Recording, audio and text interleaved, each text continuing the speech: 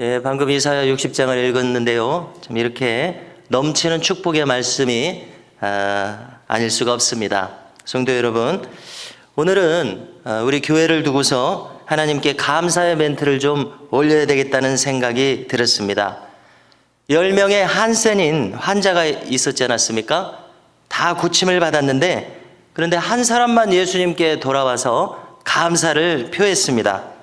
참 그 한 사람이 감사를 표한 일이 너무나도 잘한 일이죠. 예수님께서 그래서 물었습니다. 10사람이 다 고침을 받지 아니하였느냐? 그 9은 어디 있느냐? 예수님께서 얼마나 서운하셨는지는 모르지만 아무튼 예수님께서 지금 서운함을 표하셨습니다. 감사가 있어야 예수님도 기쁘시고 보람을 느끼신다는 것입니다. 여러분, 우리는 반드시 하나님께서 은혜를 주시면 우리의 마음으로 감사를 하고 또 이 하나님께서 역사하심을 알리고 하나님께 영광을 돌려야 할 줄로 믿습니다. 감사할 수 없을 때도 감사하면 하나님께서 복되게 하실 텐데, 감사할 일이 있으면 마땅히 감사하고 이것을 알리고 영광을 돌리는 것이 당연합니다. 자, 지금 이제 우리 교회를 두고서 나누고 싶은 것은 무엇인가 하면은, 어제 제가 3부 예배를 마치고 나니까 강추수 장로님께서 이제 자제분 부부가 임신을 했다는 말씀을 저한테 전해주셨습니다. 그래서 이제 제가 너무나 놀라서 너무 기뻤습니다. 왜냐하면 이제 기도를 계속 해왔었기 때문에 그렇습니다. 강기원 성도와 강선화 성도 부부 가정에 그동안 가지지 못했던 아이를 가지게 되었습니다. 자, 강기원 성도가 만 40세이고요. 강선화 성도 연령을 제가 정확히 잘 모르겠습니다. 30대 이제 중후반일 것 같은데요. 임신 8주라고 말씀하셨는데요. 강선화 성도가 계속해서 잠이 온다고 그럽니다. 그래서 이제 집사람이 임신 초기에 그렇다고 합니다. 제가 직접 경험하는 것이 아니니까 잘 모르는데 그렇다고 합니다.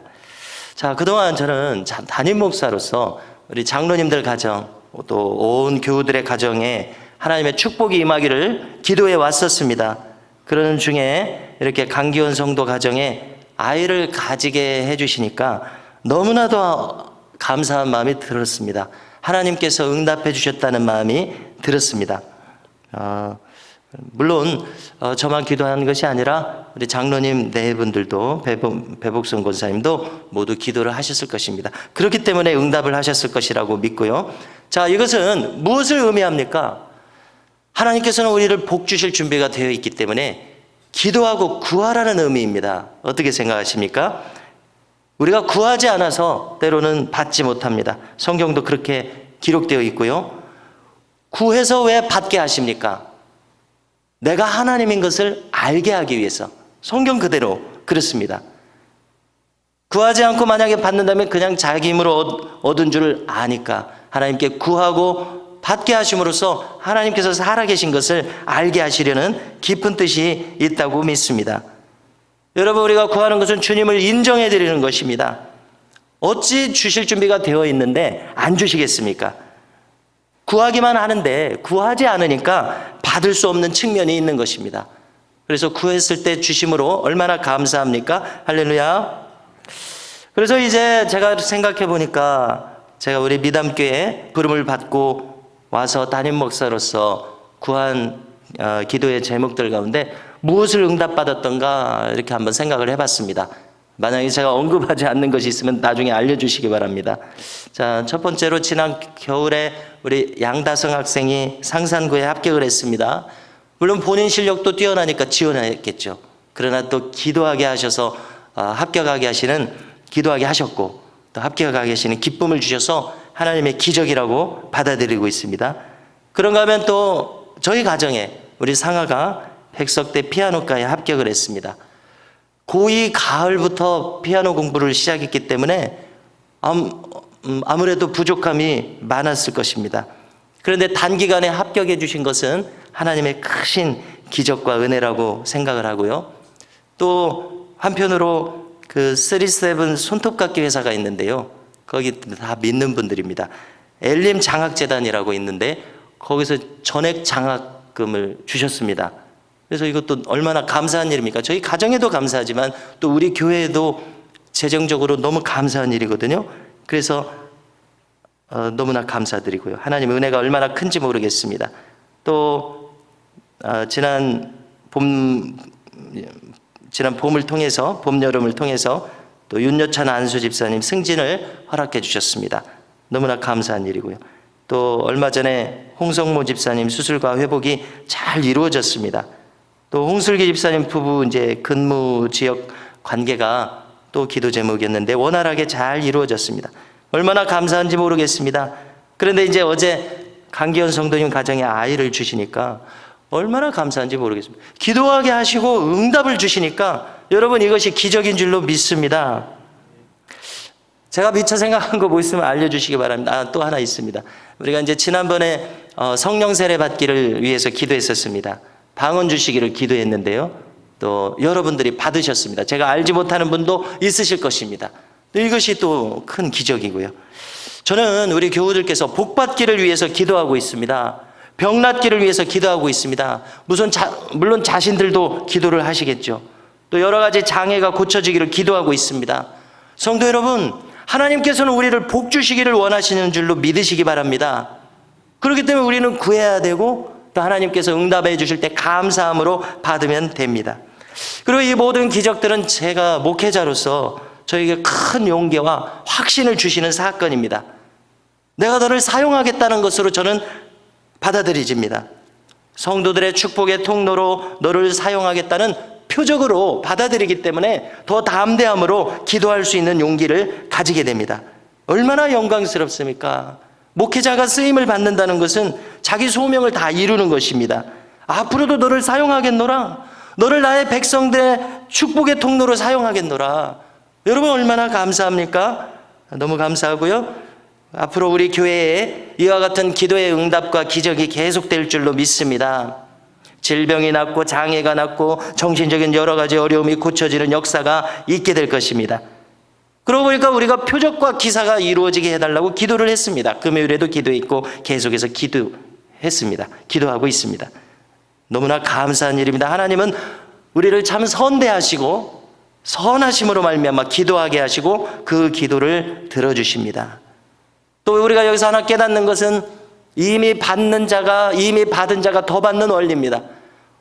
왜 이 원리가 작동을 합니까? 주시니까 감사하잖아요. 감사하니까 또 영광 돌리고 또 응답받았으니까 또 구하게 되고 그러니까 또 주시고 그러니까 또 감사해서 영광 돌리고. 여러분 성경의 원리는 받은 자가 더 받는 원리입니다. 우리 교회가 받은 자가 더 많이 받는 이 영적 원리 안으로 우리 온 교회가 함께 들어가게 되는 줄로 믿습니다. 저는 그렇게 느껴집니다. 더 풍성한 은혜가 우리에게 임하실 것입니다. 이미 그 길로 들어섰기 때문에 받은 자에게 더 주시는 원리 너무나 감사를 드립니다. 우리는 이렇게 기도 응답의 이 영적인 돌파가 우리에게 이루어지고 있다고 생각합니다. 오늘 우리 함께 읽으신 말씀을 짧게 나누겠습니다. 이사야 60장부터는 저는 이 말씀을 읽을 때 막 마음이 설레고 기쁩니다. 마치 이 계시록의 한 부분을 읽는 것 같은 느낌이 들고요. 계시록의 마지막 부분에 그 영광스러운 모습을 읽는 것 같은 느낌을 자주 받습니다. 제가 이 1990년도에 대학교 1학년 때 여름에 많은 수련회들을 쫓아다녔습니다. 자, 이 시기는 또 가을로 기억이 되네요. 잠실 학생체육관에서 한사랑 선교회라는 선교회가 있었는데요. 집회를 했었습니다. 그 대학생들 대상으로 하는 이 집회에 제가 참석을 했는데요. 이 경기장에 수많은 학생들이 가득 차 있었고요. 그때 이 민족 복음화를 제목으로 한경직 목사님께서 설교를 하셨습니다. 한경직 목사님을 존경해서 초청해서 하루 저녁 말씀을 전하셨는데요. 현장에서 제가 직접 본 것은 처음이자 마지막이었습니다. 한경직 목사님 그 쩌렁쩌렁한 목소리로 이 이사야서 60장의 말씀을 가지고 선포하셨습니다. 민족 복음화를 위해서 일어나라 빛을 발하라. 민족 복음화를 위해서 헌신하라고 외치셨습니다. 또 북한 선교를 위해서 헌신하라고 외치셨습니다. 일어나라 빛을 발하라. 그때마다 아멘으로 화답했던 것이 지금도 기억이 납니다. 성도 여러분, 이 말씀을 우리 스스로에게 적용해야 되고 우리 교회에 적용해야 된다고 믿습니다. 이 이사야서 60장 1절 뭐라고 말씀하십니까? 일어나라, 빛을 발하라. 그동안 이스라엘 백성들은 하나님께 범죄함으로 말미암아 바벨론으로 포로로 끌려가야 했습니다. 그러나 이사야 선지자는 지금 무엇을 보고 있습니까? 이 이스라엘 백성들이 고토로 돌아와서 다시 하나님의 영광을 위해서 사용되는 이 놀라운 모습을 보고 있습니다. 그래서 이스라엘 백성들에게 일어나라고 외치고 있습니다. 빛을 발하라고 외치고 있습니다. 이것은 이사야 선지자가 자의로 하는 말이 아닙니다. 우리 이사야 선지자가 계시적인 선지자인 것을 이미 살펴보았죠. 이사야 선지자는 하나님께서 주신 것을 그대로 선포하고 있는 것입니다.